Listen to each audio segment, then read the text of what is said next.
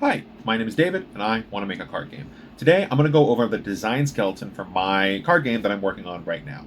A design skeleton is something that I first learned about, anyways, by reading Mark Rosewater's blogs when he's designing Magic the Gathering, the largest card game in the world.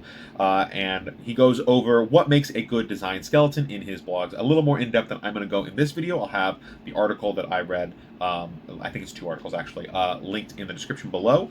But we're going to go over what my design skeleton is. We're going to actually make it in real time, right? So I have an understanding of what the design skeleton is, and we're going to see what happens as I'm going through it, so that if you are making your own card games or you're working on your own design process, that something like this might be helpful. You can see me do it in real time. And so with that, we're just going to go ahead and jump on over to my computer, where I'll be tiny and in the corner, but I'll be there. So we'll see you there.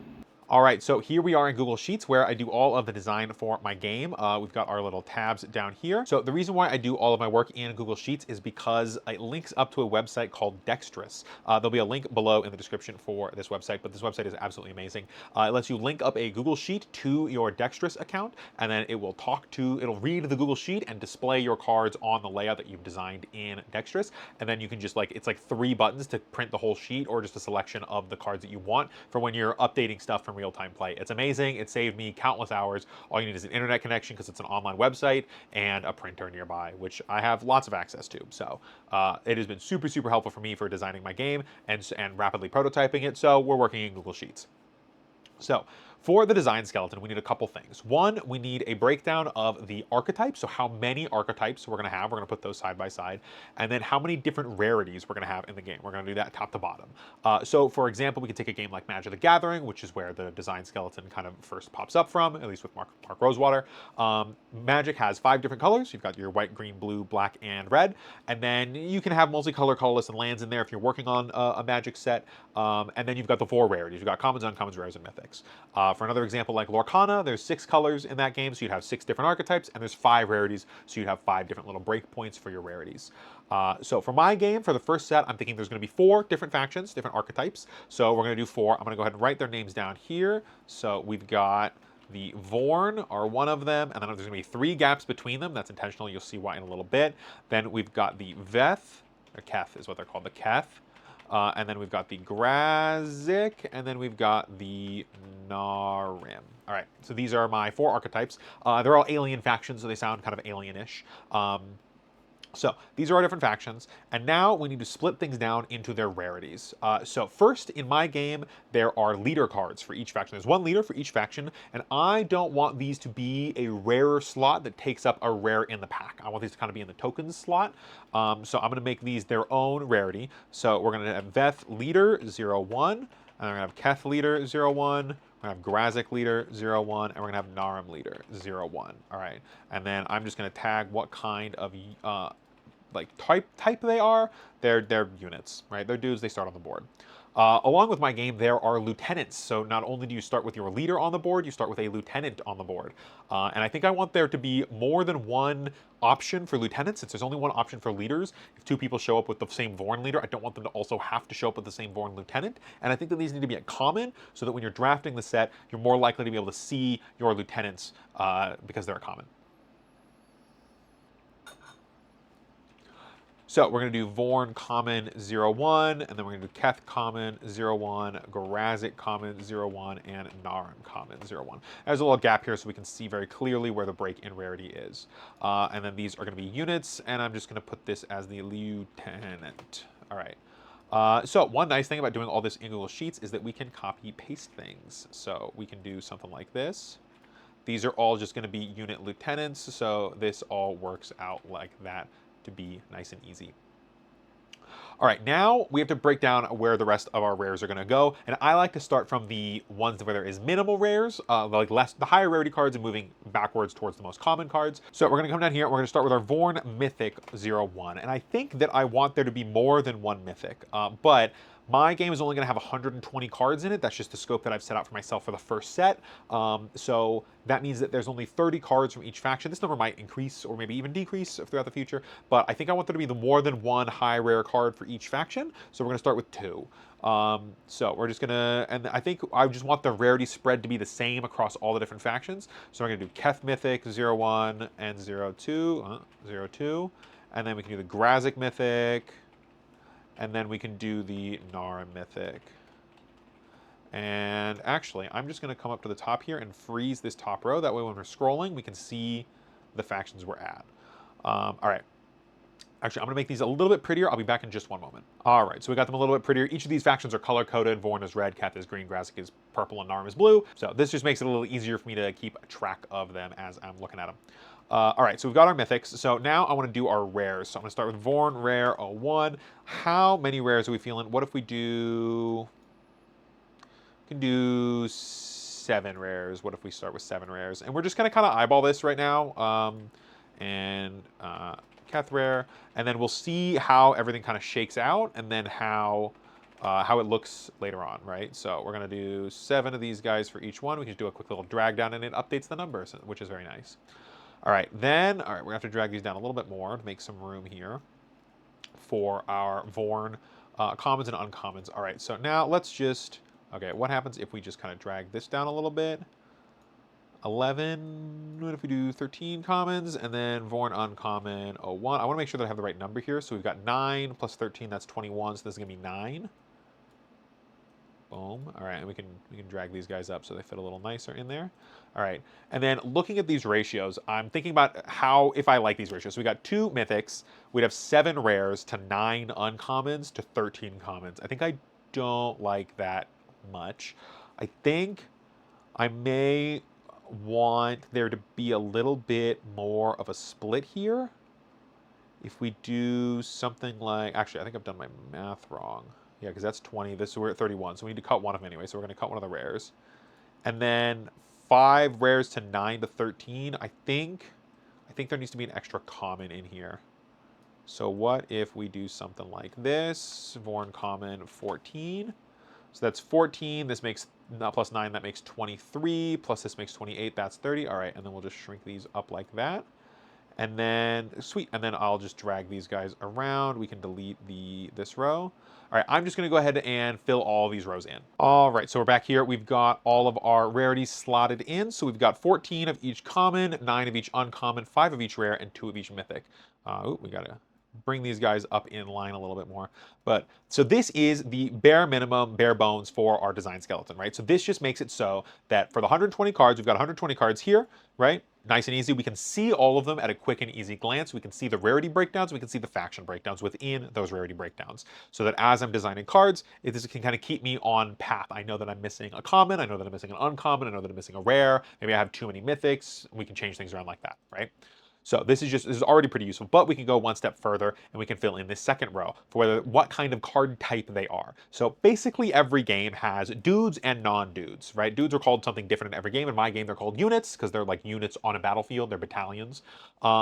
And then, so like in Magic, they're creatures. In Yu-Gi-Oh, they're monsters, right? And then there's the non-dudes. And non-dudes tend to get separated down into more granularity. So in Magic, you've got instant sorceries, enchantments, artifacts, planeswalkers, technically battles, if you want to get real cheeky with it, right? And then Yu-Gi, you've got spells and traps, right? So at least for my game, we're just doing units and non-units. There's some other stuff that'll come up, but at least for right now, we're just doing units and non-units. I'm just calling my non-units events. So here we're going to do event, right? And so it's good that idea to just keep these in an order, keep them next to each other. So I'm not looking like unit, unit, unit, event, event, unit, unit, unit, event, event. So it's easier to just kind of visualize how many of each you have. And now we need to do the breakdown for what is the unit percentage in each faction, right? So going back to Magic the Gathering, white and green both have a lot of creatures in them. They're the creature-heavy factions for Magic the Gathering, but white and green creatures feel different because white's creatures are small and green's creatures are big. So, and this kind of informs the identity of both white and green, especially in their comparison to blue, which has very few units. So this comes down to like the flavor of the archetype. So for mine, Vorn here, these are kind of like very Zerg rush. They're get on the board, they're get out fast. So I think these guys have a lot of units. So what if we just eyeball something like this? 5 events to 9 units. I think that's probably workable. I think I might want one more unit here just because every unit's going to have these lieutenants, so we can kind of remove those from the count. And then this makes it 8 to 4, so we're 2/3 on units for the very unit-heavy faction. I think that makes sense to me. Then Keth here, these guys are very like defensive walls. They're big juggernauts, big brooding guys. They don't move very fast, but when they get into position, they hold it very well. So I imagine these guys to be probably partially events, partially units. And so what, if we do 7 to 5 here, I think we can kick that up a little bit more because the lieutenants you can play in the deck, so we can kick that up a little bit like that. And I think that that makes some sense here. Then the Grazik, these are very like very lockdown pieces. They kind of hold position, they hold people in place, and they prevent the opponent from getting into position and force them out of position. So I think that the Grazik are probably mostly events. So what if we just do something like this?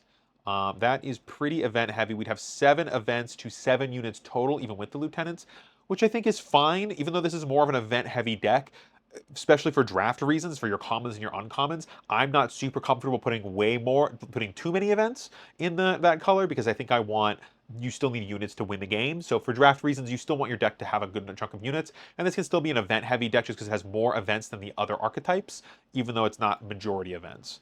And then the Narim are assassins. They isolate the opponent and they get in there and they take them in a 1v1, which the Narim are better at doing. So they are very similar to Keth. I think they're going to have pretty much a similar spread to them. Though they are more unit focused, so I think giving them this change over here means that we have a pretty nice spread of 4 events, 5 events, 6 events, 7 events. I think I like that a lot. And then also just to help my brain, I'm just going to move these guys around. We're going to add another column here, and then we can make that not green. Now I've got them in order from least to most events or most to least units, right? So this is going to be easy moving, make it a little easier moving forward. All right, so now on to our uncommons. So we've got 9 possible options here, and if we just keep our 2/3 ratio the same, that's an easy ratio there. We've still got 9 units here. I think these guys are mostly units, so we'll just do something like that. And then I think for the Keth, they're basically the same. And then the Grazik here are pretty easy in that they are mostly events. And you can see how easy this is to fill out once you know the makeup of your archetype, right? At least from like a macro perspective. And we're going to get more and more granular as we get into it. All right, now onto our rares and mythics. I like doing the highest rarity first, just because that restriction breeds more creativity. Restriction breeds creativity, I often find, and helps me kind of fill in the structure of the set as I'm doing it. So for Vorn, we want these to both be units. Grazik, same thing. We want that to be an event and a unit. And then the Narim and the Keth, those can just be a unit and event. And then looking at our rares here, we still want this to be majority units, so we're going to give them 3 and 2. I don't want there to be only one event at high rarities for this archetype. I do want there to be a second one, so we're going to give them the 3 and the 2. And then the Grazik are probably going to be the exact same, but just on the opposite, right? And then we don't have much wiggle room for these guys here, so but I still want them to be mostly units. But I mean, we've got now Keth would have one more event on their overall thing than Narim would, so I think maybe we do that to balance it out a little bit. That way, these archetypes across all of the cards have the same number of units and events. Vorn obviously has more units, and Grazik obviously has more events. So I think that works well. All right, now we're going to go into the effects for these cards. And these don't have to be specific, like worded out effects. These are just kind of broad categories. And then also the size of the units, right? So as we talked about earlier, white has a lot of creatures, so does green in Magic the Gathering. And so we're going to differentiate our different archetypes, not only on how many units they get, but in the case of Keth and Narim, what size of their units that they get. So for Vorn, I imagine this to be kind of a Rush Zergy archetype. So I want them to have a good number of smalls and some mediums. Lieutenants are smalls because they start on the board, so I don't think I want them to have that many smalls. That's maybe too many, but we can find that out in testing. This is probably fine. Yeah, this is probably fine. And then we can go to the Narim. Okay, Narim I imagine to be a good amount of these guys are medium because they're pretty good in the 1v1. And then maybe we give them a large guy just on the top end here. You can see how that feels. Keth, I think, have more medium and large guys, so I think we're only giving them 1 small. We've got 6 units to work with here, so I think we can actually just do some of this. I didn't already have one in there, and we're capitalizing things randomly. All right, and then Grazik, these are more of a controlling archetypes, so I'm probably imagining less of them to be small, and they don't have many units. They're probably not going to pick up that many large guys. And maybe we... how do I feel about that? That means that they have one more medium there. I think I actually want an RMW. Oh, we don't want to go that far. This creates a good break between Keth and Grazik in that Narum doesn't have any large guys at the top end, but Vorn has way more small guys than Narum. So these archetypes all feel distinct and different from each other. All right, then we'll go to the uncommons. Again, these guys are going to get a lot of smalls and just a few mediums because we want them to have more smalls than mediums. So we're going to give them the 4 and the 2. These guys will have, I think maybe this is where we stick in a large Narum unit. I think that makes sense to me. And then we can do something like this. I think that looks pretty, this is the same kind of breakdown. Maybe to separate them a little more, we just turn this into a large. And then we can even do something like that so that these guys are singling a small, these guys are singling a large. I think that makes some sense across those archetypes. And then for Grazik, we can do a small, get a couple mediums in here, and get a large, just so that they are still able to keep up as they hit their later curve at being the controlled. Like this also, kind of nicely enough, does create our curve going left to right for more aggressive decks. Just because of the unit count. The more decks with more units tend to be more aggressive. So I think this works out pretty well. Keth falling on the larger side of bodies means they're a little more controlling than Narim, falling up to some more of the medium guys where they want to take over the middle game, and Vorn wanting to take over the early game, Grazik wanting to take over the late game. I think this makes a lot of sense. Again, I'm going to do rares last. I want to go to the Vorn for their mythics. I don't think I want both of their guys here to be small, so we're going to give them a small and a medium. And then I think Narim, we're going to give them a medium, and then Keth give them a large. And then Grazik has no units, so that's nice and easy. Then we can do small, medium, keeping them with more of their units. Give these guys a double medium. No, that's not how you spell that. We're just gonna hit them with one of those. Keth, we can do a medium, and a large. Oh, I think we're probably not going to. Then what if we do a small and a medium there? No, because their mythics or their rares are going to be coming in pretty later, and these are their last units, so like we're not giving any units in mythics, so probably something along these lines. Medium, maybe we give. I don't think I want there to only be one large unit in Narm. I think I do want them to have some more big powers on towards the end of the game, and I think this is looking pretty good. All right, now for our non-units. Non-units don't have stats, so we can't really categorize them in the same way. We just have to categorize them with card effects. And then you can do a passive card effects over your units as well. I'm not going to here. I may in the future. We'll have to see.